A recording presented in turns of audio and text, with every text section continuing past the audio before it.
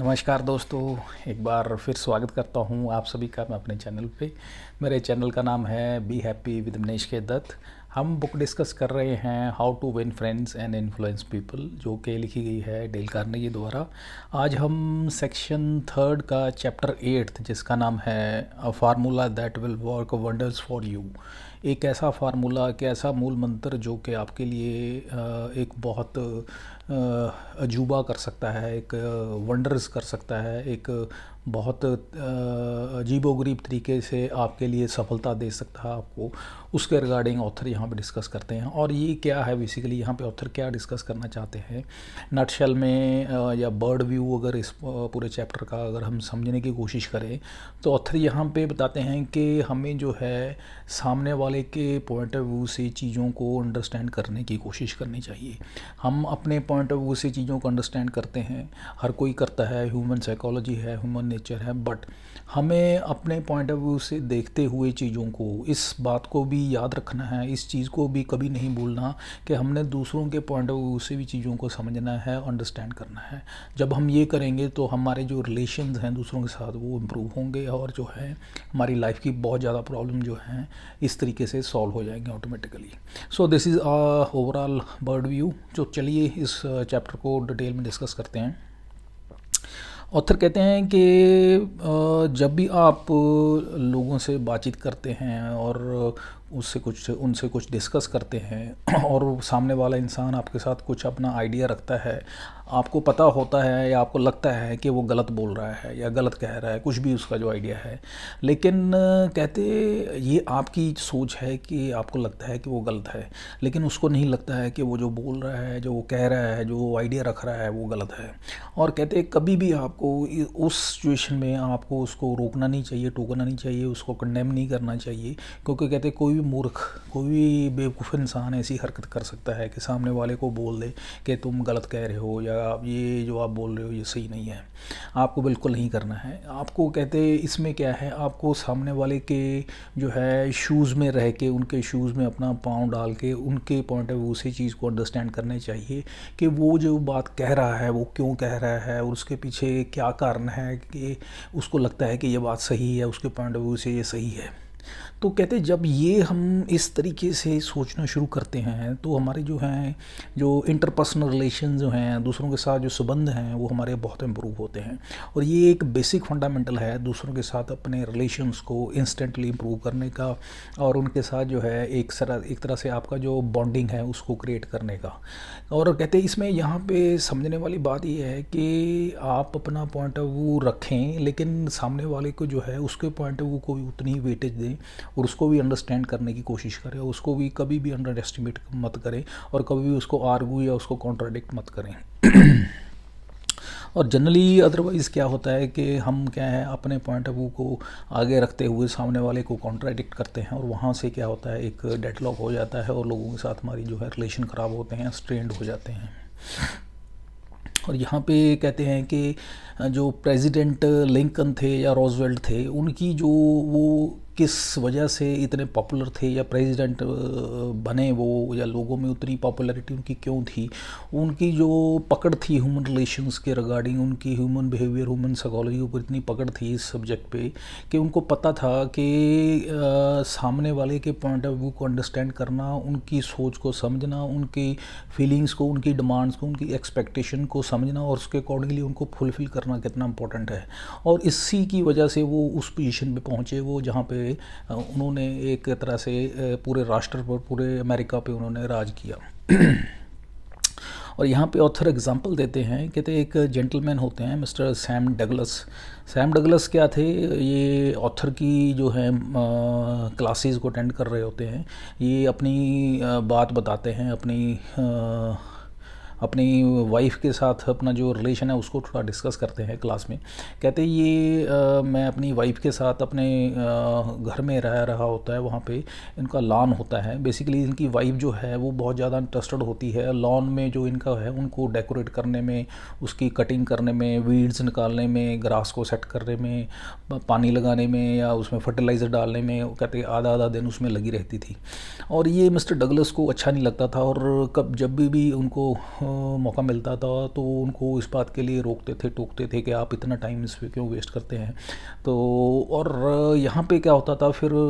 वो क्योंकि उनके इंटरेस्ट की चीज़ थी, जब वो ये इंस्टेड ऑफ के ये मिस्टर डगलस उनको अप्रिशिएट करते, रादर उनको जो है कंडेम करते थे, तो वहाँ पे क्या होता था, दोनों में आपस में लड़ाई झगड़ा होता था। तो लड़ाई झगड़ा होता था तो आपस में आर्गूमेंट होता था, तो अल्टीमेटली रिलेशन जो है स्ट्रेंड होते थे। तो यहाँ पे जब ये ऑथर की क्लासेस अटेंड की मिस्टर डगलस ने और ह्यूमन रिलेशन, ह्यूमन साइकोलॉजी को समझने की कोशिश की, तब उनको महसूस हुआ कि ये बहुत बड़ी गलती कर रहे थे। गलती क्या कर रहे थे, ये बेसिकली अपना पॉइंट ऑफ व्यू सोच रहे थे, अपने पॉइंट ऑफ व्यू से सोच रहे थे कि वो जो है इनकी वाइफ वो गलत कर रही हैं, और ये इन्होंने कभी सोचने की कोशिश नहीं की कि उनकी जो वाइफ हैं उनको ये काम करके लॉन को सजाना, उनको ठीक करना, उन पे टाइम स्पेंड करना उनको अच्छा लगता था, उनको मेंटली फिज़िकली उनको एक तरह से रिलीफ मिलता था, टेंशन उनकी स्ट्रेस रिलीफ होता था उनका। तो ये कभी उन्होंने उस पॉइंट ऑफ व्यू से सोचने की कोशिश नहीं की थी। तो यहाँ पे मिस्टर डगलस ने फिर जब इसको अंडरस्टैंड किया तो उनको बहुत इस चीज़ का एहसास हुआ कि ये मैं बहुत गलत कर रहा था। तो नेक्स्ट टाइम क्या होता है कि जब एक बार फिर इंस्टांस ऐसा होता है कि संडे के दिन उनकी वाइफ जो है घास वगैरह सेट करने के लिए गार्ड अपने लॉन में जो है इनको काम करने जाती हैं, तो इनको भी बुला लेती हैं अपने हस्बैंड को, आप मेरी आके हेल्प करिए थोड़ा। तो ये जो है उनको मना करने की बजाय उनके साथ उनकी हेल्प करने चले जाते हैं, और वहाँ पे उनकी काफ़ी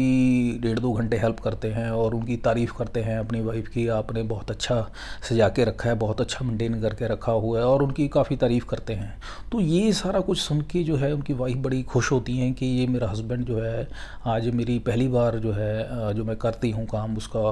अप्रिशिएट कर रहा है, उसको अच्छा मान रहा है, और उसको जो है उसकी जो सो कॉल्ड एक तरह से उसकी जो इंटरेस्ट था उसको जो है अच्छा मान रहा है। तो इस तरीके से फाइनली क्या होता है, जो इनका एक रिलेशन में स्ट्रेंड होता है, जो एक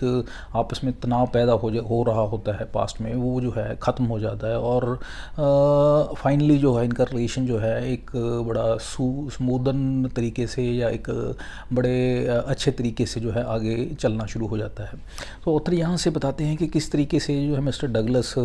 ने सिर्फ अपना पॉइंट ऑफ व्यू चेंज किया और अपनी वाइफ के पॉइंट ऑफ व्यू से चीज़ों को समझना शुरू किया, तो किस तरीके से जो रिलेशन एक ख़राब हो रहा था वो किस तरीके से ठीक हो गया, और वो दोनों खुशी खुशी अपनी ज़िंदगी व्यतीत करना शुरू कर दिया उन्होंने।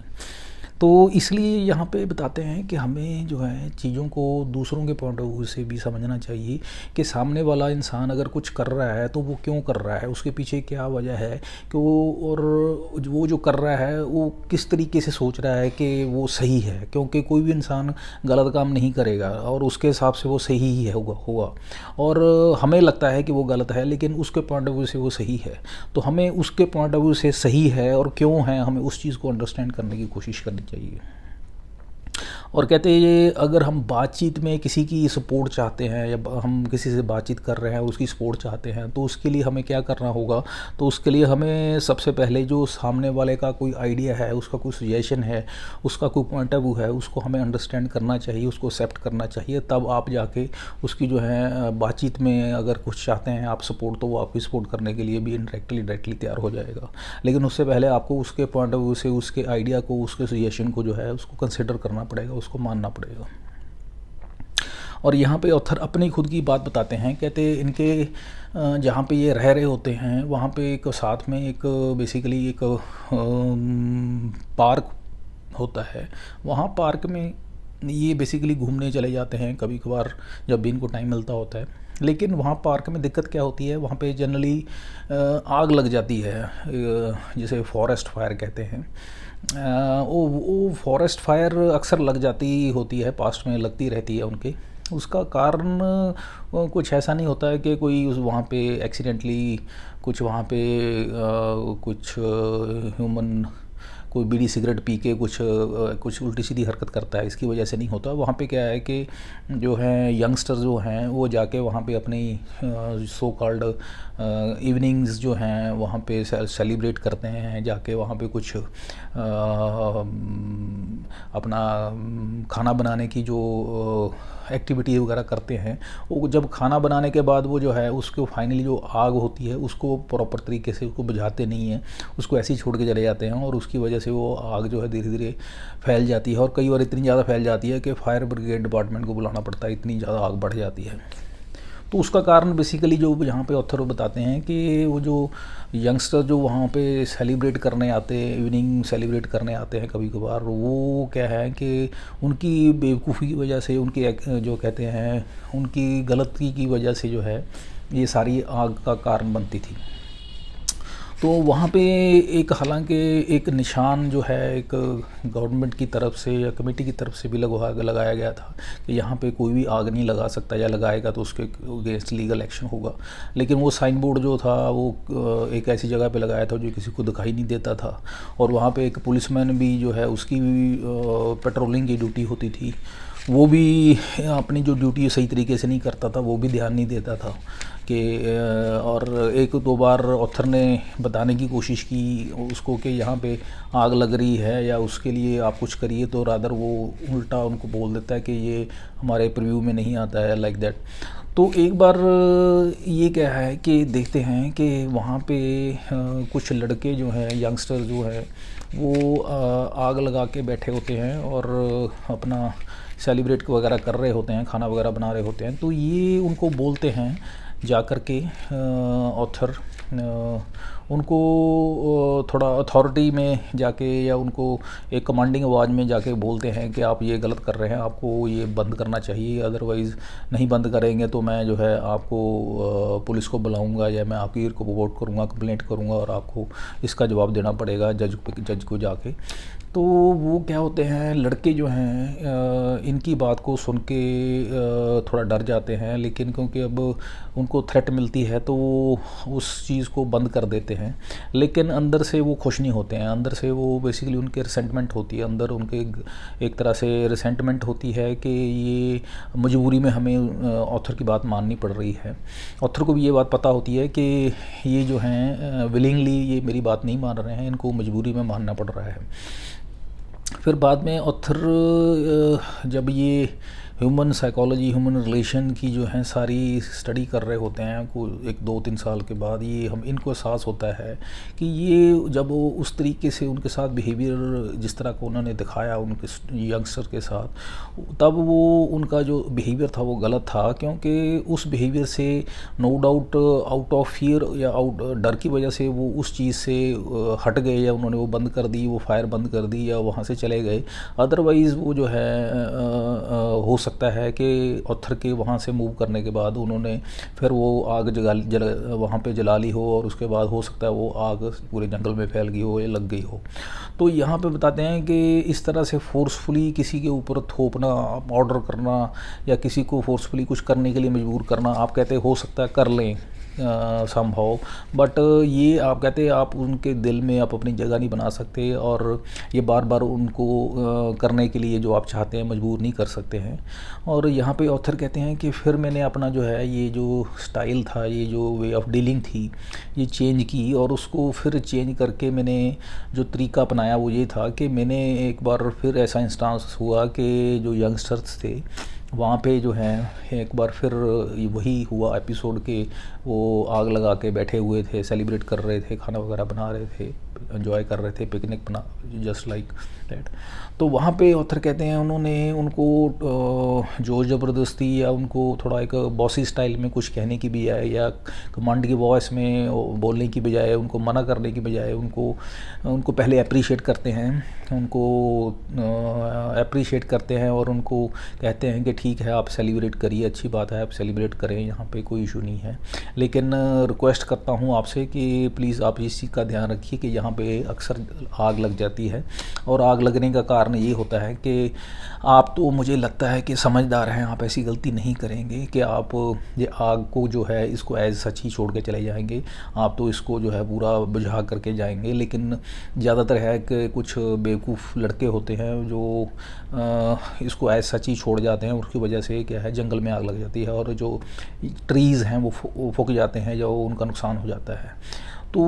उनकी तारीफ़ भी करते हैं और उनको थोड़ा सा समझा भी देते हैं इनडायरेक्टली कि आपको, और उनको रिक्वेस्ट भी करते हैं कि आप जाते वक्त इस चीज़ को इंश्योर कर लीजिए प्लीज़ कि आप आग को अच्छी तरीके से बुझा करके जाएं, और यहाँ पे आके आप एंजॉय करें, उसमें कोई दिक्कत नहीं है। बट इसका थोड़ा ख्याल रखें, क्योंकि अदरवाइज़ जो है नुकसान होगा, लोगों का भी हो सकता है और ट्रीज़ का भी नुकसान हो सकता है, और एक थ्रेटन भी हो सकती है ओवरऑल वाइल्ड फॉरेस्ट लाइफ को। तो इस तरीके से जब वो समझाते हैं यंगस्टर्स को, तो वो यंगस्टर्स को जो है वो भी बड़ा अच्छा फील करते हैं, क्योंकि उनको एक तरीके से उन्होंने इनडायरेक्टली उनकी गलती का एहसास भी करवा दिया और उनको समझा भी दिया कि क्या करना है, और उनको एक तरह से कवर अप करने का भी मौका दे दिया फेस उनको, कि उनको ये भी नहीं एहसास करवाया कि वो गलती पे हैं या गलत कर रहे हैं। तो इस तरीके से उन्होंने उस चीज़ को बड़े स्मूथली और बड़े अंडरस्टैंडिंग तरीके से उस चीज़ बात को मान लिया और उनकी रिस्पेक्टफुली बात को जैसे वो चाहते थे वैसे किया।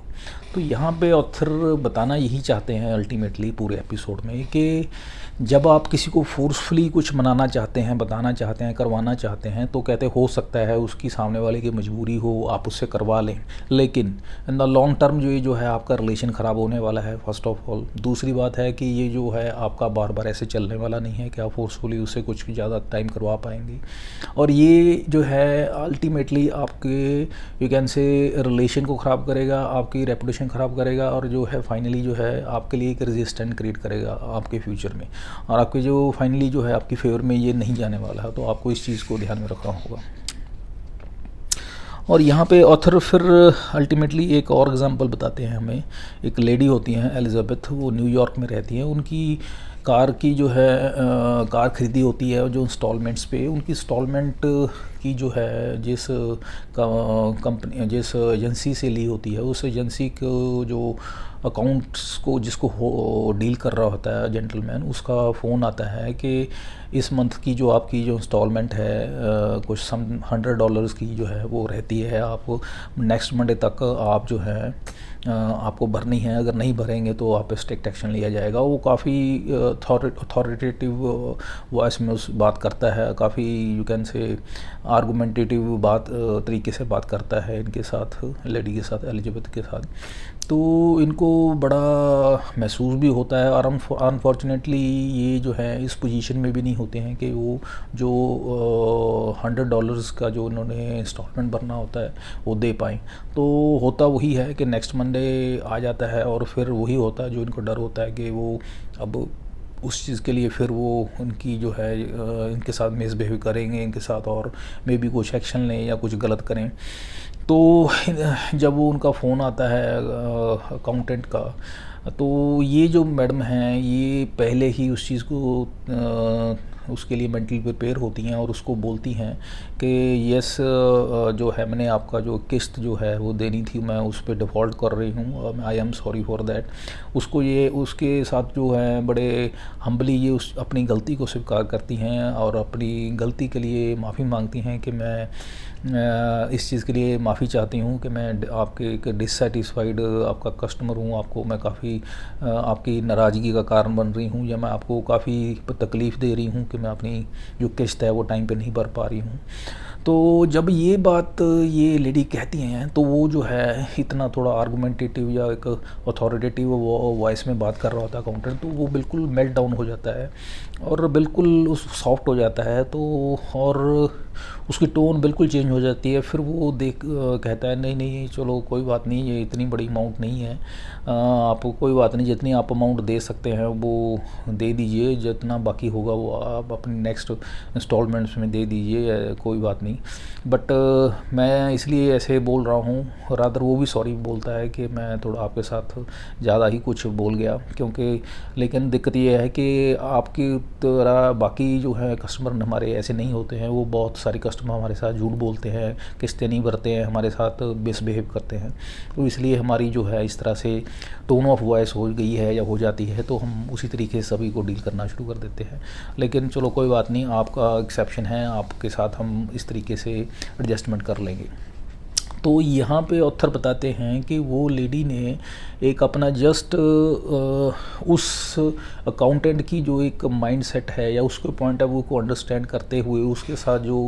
अपना डीलिंग को चेंज किया, अपनी जो so called way of talk को जैसे ही चेंज किया, तो सामने वाले का जो रिएक्शन था वो जो कि एक्सपेक्टेड था कि वो उस पर कुछ चिल्लाएगा, चीखेगा और उस पर कुछ फ़ाइन लगाएगा, जो उसको कुछ और पेनल्टी देनी पड़ेगी लेडी को, वो कुछ ना होते हुए वो लीनियंट हो गया, सॉफ्ट हो गया। और उसने रादर यहाँ तक बोल दिया कि जब भी आपको आप इस पोजीशन में हों कि आप अपनी इंस्टॉलमेंट पे कर सकें तो आप कर सकते हैं। तो यहाँ तक वो एडजस्ट करने के लिए तैयार हो गया। तो ये यहाँ से बताते हैं कि कितनी बातों में, अंडरस्टैंडिंग में, दूसरे के पॉइंट ऑफ व्यू को जब हम अंडरस्टैंड करते हैं तो इन चीज़ों में कितनी पावर है, कितनी इन चीज़ों में इम्पैक्ट पड़ता है इन चीज़ों का दूसरों पे, सामने वाले पे, जब हम इस तरीके से बिहेव करते हैं। और यहाँ पे बेसिकली ऑथर फिर फाइनली हमें यहाँ पे बताते हैं कि आप ये बात सोच के देखिए, आप अपनी ऑथर कहते हैं आप अपनी आंखें बंद करके सोचिए कि अगर आप सामने वाले की पॉइंट ऑफ व्यू से चीज़ों को समझने की कोशिश करते हैं,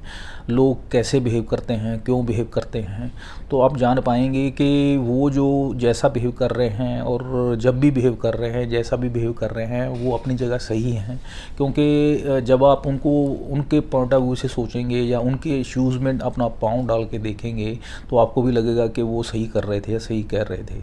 तब क्या होता है, जब हम उनके पॉइंट ऑफ व्यू से चीज़ों को देखेंगे, समझेंगे, तो हमारा जो है सो कॉल्ड अपना पॉइंट ऑफ व्यू जो है वो कूल डाउन हो जाएगा। जो हम चीज़ों को रैशनली देखना शुरू कर देंगे, जब रैशनली देख पाएंगे, लॉजिकली सामने को वाले को समझ पाएंगे, तो हमारा जो सो कॉल्ड एक तरह से कॉन्ट्राडिक्शन या फ्रिक्शन होने वाली होती है वो ख़त्म हो जाएगी। और उन सामने वाले के साथ जो है एक इमोशनल बॉन्डिंग जो है हमारी क्रिएट हो जाती है और वो पॉजिटिव होती है। और उसका रिज़ल्ट ये होता है कि हमारा रिलेशन जो है अच्छा हो जाता है, वो चाहे वो प्रोफेशनली हो, चाहे वो पर्सनल फ्रंट पे हो। तो ये ओवरऑल यहाँ पे ऑथर हमें कन्वे करते हैं मैसेज कि हमें इस चीज़ को हमें अंडरस्टैंड करना चाहिए। और यहाँ पे फाइनली और लास्टली ऑथर हमें एक एग्ज़ाम्पल देते हैं। डीन होते हैं हार्वर्ड बिजनेस यूनिवर्सिटी के बिजनेस स्कूल के मिस्टर डॉनहम कहते थे कि मैं अगर मुझे किसी इंटरव्यू पे जाना हो तो कहते मैं इंटरव्यू पे जाने से पहले जिस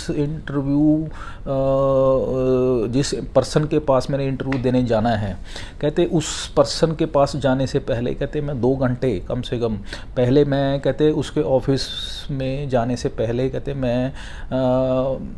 उसके बाहर कहता घूमता रहूँगा, सोचता रहूँगा, समझने की कोशिश करूँगा कि मैंने उससे क्या बात करनी है और बात क्या करनी है, और मेरे पॉइंट ऑफ व्यूज़ को देखते हुए या मेरी बातों को अंडरस्टैंड करते हुए सामने वाला किस तरीके से रिस्पॉन्ड करेगा, इस चीज़ को मैं एनालाइज करके 2 घंटे 3 घंटे वो सारा होमवर्क करके कहते मैं फिर इंटरव्यू देने के लिए जाऊंगा। कहना ये चाहते हैं नटशल में ऑथर